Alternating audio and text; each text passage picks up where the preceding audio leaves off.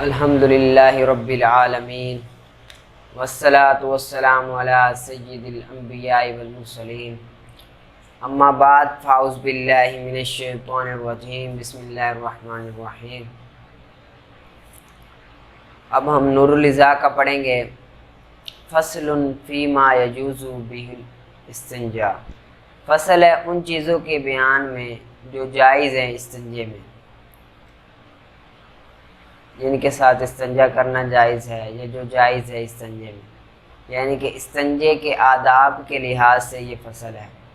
لا یجوز کشف العورات، نہیں ہے جائز نانگ کا کھولنا استنجے کے لیے، استنجا کرنے کے لیے شرمگاہ کا کھولنا یہ جائز نہیں ہے۔ وَإِن تَجَاوَزَتِ النِّجَاسَةُ مَخْرَجَهَا، اور اگر تجاوز کر جائے نجاست اس کے مخرج سے، اگر تجاوز کر جائے نجاست اس کے مخرج سے تو پھر جائز ہے ننگ کا کھولنا استنجا کرنے کے لیے۔ اور زیادہ ہو جائے تجاوز کرنے والی درہم کی مقدار پر، ایک درہم سے کم ہو جائے، درہم سے زیادہ ہو جائے تو وہاں پر استنجا کرنے کے لیے نانگ کا کھولنا یہ کیا ہے؟ جائز ہے، ٹھیک ہے۔ کیونکہ لا تصح مع الصلاۃ، کہ نہیں ہے صحیح اس کے ساتھ نماز پڑھنا، یعنی کہ اگر ایک درہم سے کم نجاست ہے، مخرج کے اندر ہے، شرمگاہ کے اندر ہے، تو پھر استنجا کرنے کی حاجت نہیں ہے، تو اس وجہ سے نانگ کو کھولنا بھی ضروری نہیں ہے، جائز نہیں ہے۔ اور اگر تجاوز کر جائے، ایک درہم سے زائد ہو جائے تو پھر نانگ کو کھولنا واجب ہے، استنجا کرنا بھی کیا ہے؟ واجب ہے۔ اب یہ اس لیے کہہ رہے ہیں کہ پہلے دور میں نا یہ تو ہوتا نہیں تھا کہ باتھ روم ہو، پہلے دور میں اسی طرح میدانوں میں بیٹھ کر استنجا کیا کرتے تھے، تو اس وجہ سے کہہ رہے ہیں کہ اگر تجاوز نہ کرے تو پھر جائز ہی نہیں ہے کھولنا اس کا، ٹھیک ہے۔ اذا وجد ما یزیلھا، جب پائے اس کو ایسی چیز کو جو اس کو زائل کر دے، جب پائے وہ ایسی چیز کو، ایسی چیز کو یزیلھا جو اس کو زائل کر دے، وَيَحْتَالُ، اور ہلا کرے، لِإِزْلَاتِهَا، اس کو زائل کرنے کے لیے، من غیر کشف العورات، بغیر شرمگاہ کو کھولے، بغیر شرمگاہ کو کھولے، کشف کھولے کو کہتے ہیں، عورت شرمگاہ، بغیر شرمگاہ کو کھولے ہلا کرے اس کو زائل کرنے کے لیے، کس وقت؟ اندہ، اس وقت، من یراہ، جب کوئی دیکھ رہا ہو اسے، جب کوئی اسے دیکھ رہا ہو، یعنی کہ پہلے آپ کو بتایا میدانوں میں پیشاب کرتے تھے، استنجا کرتے تھے، تو کہتے ہیں کہ شرمگاہ کو کھولے بغیر، یعنی کہ شرمگاہ کو کھولے نا، بلکہ اسی طرح کوئی نہ کوئی ہلا کرے کہ وہ نجاست کو کیا کر دے، اپنے سے دور کر دے، اپنے سے کیا کرے؟ دور کر دے۔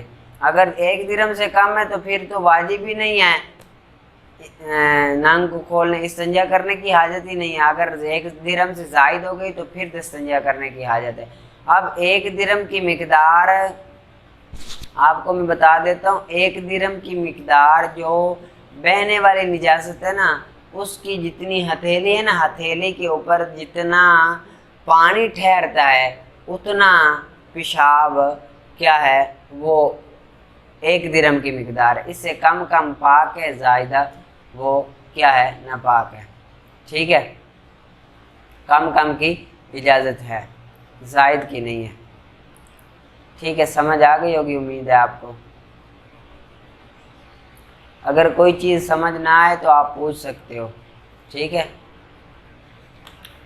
آگے پھر نحو کا، افراد، مثنیٰ، مجموعہ کے لحاظ سے اسم کی تین قسمیں ہیں۔ افراد، مثنیٰ، مجموعہ کے لحاظ سے اسم کی تین قسمیں، افراد، مثنیٰ، مجموعہ کے لحاظ سے اسم کی تین قسمیں ہیں۔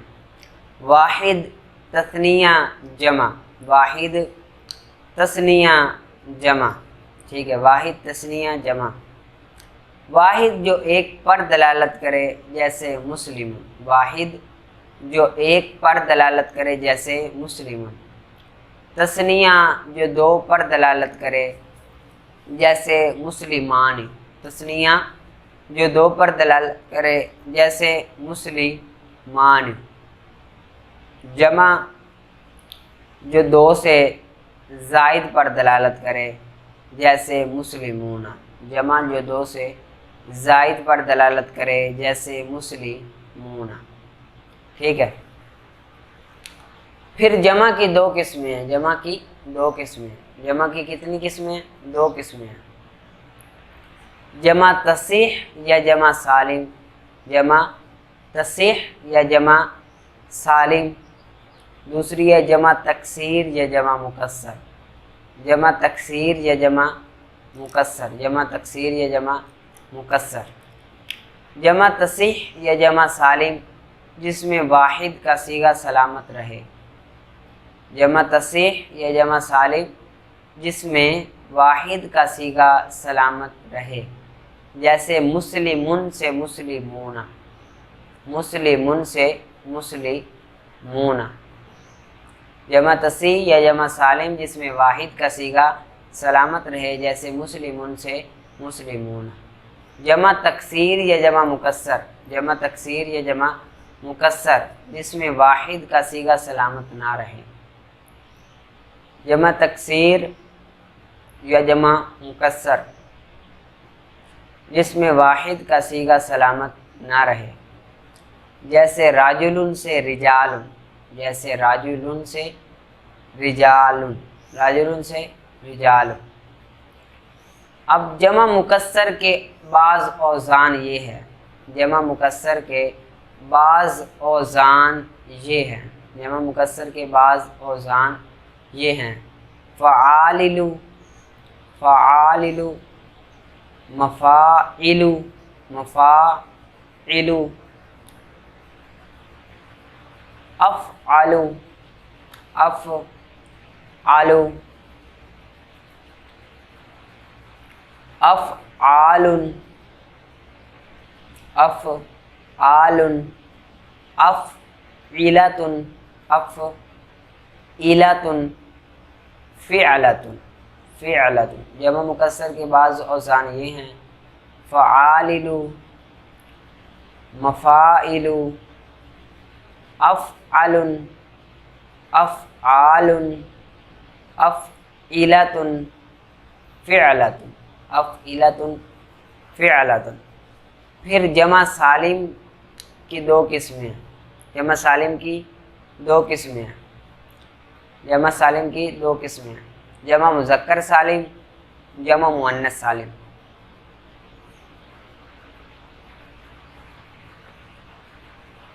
جمع مذکر سالم، جمع مؤنث سالم، جمع مذکر سالم اور جمع مؤنث سالم۔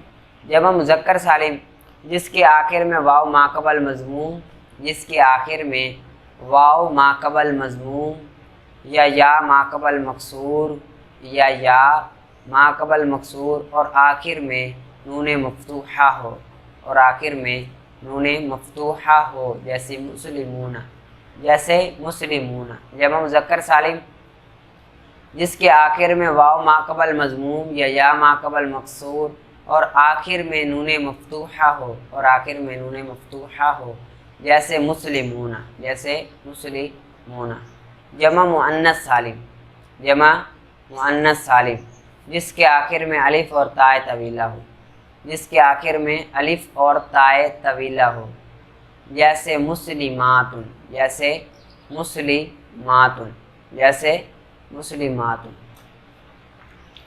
قواعد میں سے آپ نے ضمیر کی تقسیمات پڑھ لی تھی اور امید کرتا ہوں آپ نے پیچھے سے اچھی طرح سے یاد کیا ہوگا۔ آگے ہم قواعد پڑھیں گے ضمیر کے۔ قاعدہ نمبر 1، قاعدہ نمبر 1،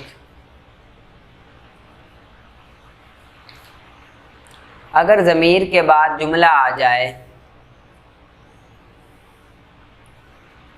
اگر ضمیر کے بعد جملہ آ جائے اور وہ جملہ ضمیر کی تفسیر کر رہا ہو اور وہ جملہ ضمیر کی تفسیر کر رہا ہو تو دیکھیں گے ضمیر مذکر ہے یا مؤنث، تو دیکھیں گے ضمیر مذکر ہے یا مؤنث۔ اگر مذکر ہو تو اسے ضمیر شان کہیں گے، اگر مذکر ہو تو اسے ضمیر شان کہیں گے، جیسے قل هو اللہ احد، جیسے قل هو اللہ احد۔ اگر ضمیر مؤنث ہو تو اسے ضمیر قصہ کہیں گے، اسے ضمیر قصہ کہیں گے۔ اگر ضمیر مؤنث ہو تو اسے ضمیر قصہ کہیں گے، جیسے انہا زینب قائمۃ، انہا زینب قائمۃ۔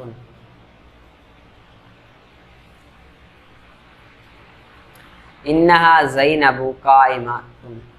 قاعدہ نمبر دو، جہاں پر ضمیر متصل کا لانا متعذر ہو، جہاں پر ضمیر متصل کا لانا متعذر ہو، مشکل ہو، تو وہاں پر ضمیر منفصل لائیں گے، جہاں پر ضمیر متصل کا لانا متعذر ہو تو وہاں پر ضمیر منفصل لائیں گے۔ اب سائل سوال کرتا ہے کہ ہمیں کیسا پتہ چلے گا کہ یہاں پر ضمیر متصل کا لانا متعذر ہے، یہاں پر ضمیر متصل کا لانا متعذر ہے؟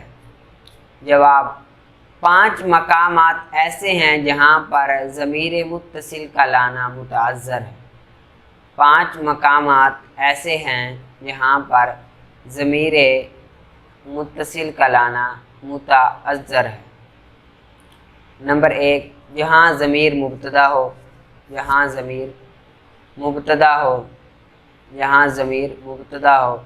جیسے انت زید، دوسرا، جہاں ضمیر کا عامل حرف ہو،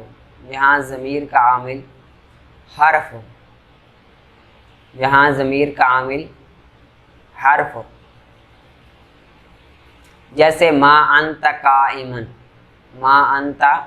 قائمن، دوسرا، جہاں ضمیر کا عامل محذوف ہو، جیسے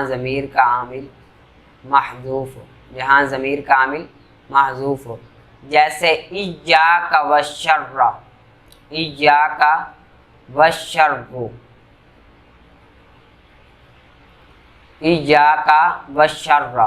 جو اصل میں اتقی کا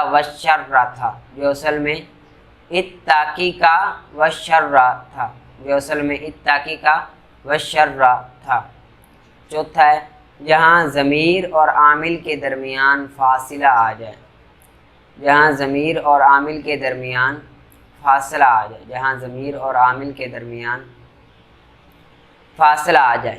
جیسے ما ضرب الا انا۔ پانچواں، جہاں ضمیر عامل سے پہلے ہو،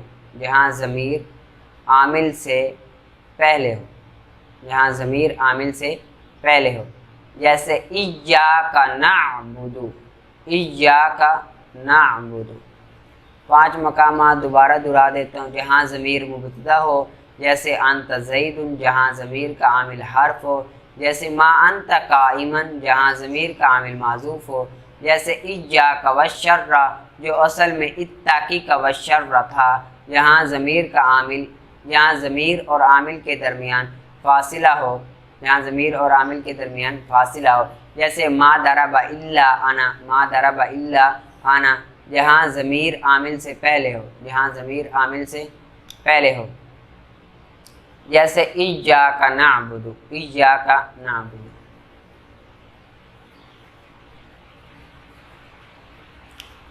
آگے قاعدہ نمبر 3، مبتدا کی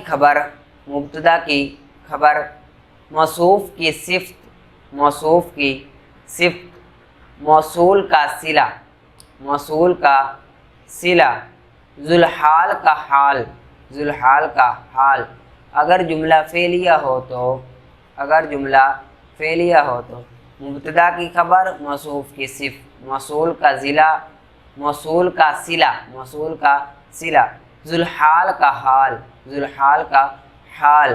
اگر جملہ فعلیہ ہو تو جملہ فعلیہ میں ایک ضمیر کا ہونا ضروری ہے، جملہ فعلیہ میں ایک ضمیر کا ہونا ضروری ہے جس کا مرجع مبتدا، موصوف، موصول یا ذوالحال ہو۔ جملہ فعلیہ ہو تو جملہ فعلیہ میں ایک ضمیر کا ہونا ضروری ہے جس کا مرجع مبتدا، موصوف یا موصول یا ذوالحال ہو، مبتدا، موصوف، موصول یا ذوالحال ہو۔ مثال مبتدا کی جیسے الجاہل یطلب مالا، الجاہل یطلب المالا، الجاہل یطلب المالا، الجاہل یطلب المالا۔ موصوف جیسے حروف تجر الاسم، حروف تجر الاسم۔ موصوف کی مثال جیسے حروف تجر الاسم۔ موصول کی مثال جیسے جاءنی الخطیب الذی یخطب، جاءنی الخطیب الذی یخطب، جاءنی الخطیب الذی یخطب۔ ذوالحال کی مثال جیسے قال اللہ تعالی، قال اللہ تعالی۔ مبتدا کی مثال جیسے الجاہل یطلب المال، موصوف کی مثال حروف تجر الاسم، موصول کی مثال جیسے جاءنی الخطیب الذی یخطب۔ ذوالحال کی مثال جیسے قال اللہ تعالی، قال اللہ تعالی۔ ٹھیک ہے،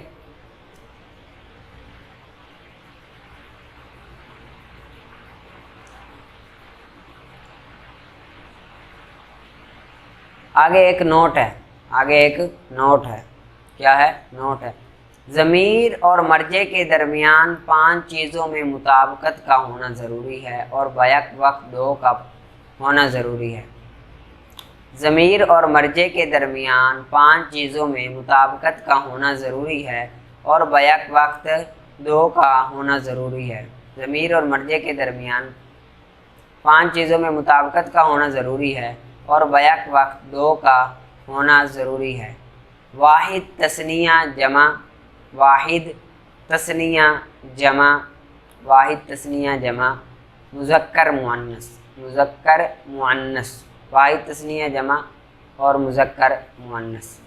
ٹھیک ہے، بس آپ نے اتنا یاد کرنا ہے، لیکن اچھی طرح سے یاد کرنا ہے اور پیچھے سے بھی ہر روز آپ نے دہرانا ہے، پیچھے سے آپ نے نہیں بھولنا۔ بڑا سورہ